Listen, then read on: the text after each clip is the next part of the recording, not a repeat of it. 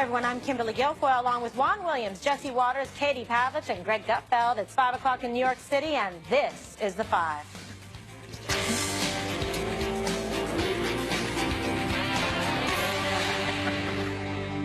Major developments in the heated national debate on immigration. President Trump signing an executive order which will keep migrant families together in detention centers. The president explaining why he's taking action.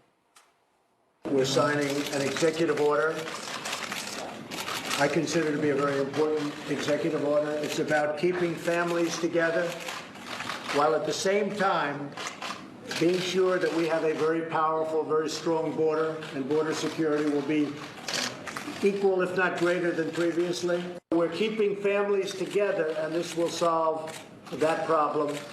At the same time, we are keeping a very powerful border, and it continues to be a zero tolerance. We have zero tolerance for people that enter our country illegally.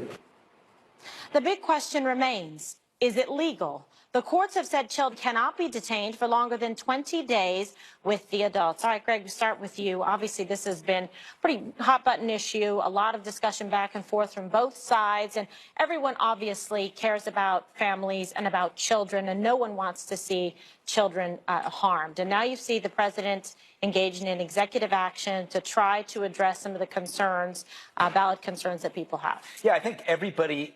The problem with this issue has always been that everybody agrees the separation issue is bad.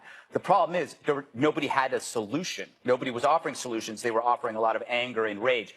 Over time, though, you start seeing these ideas bubble up. What are you going to do? What are you going to do?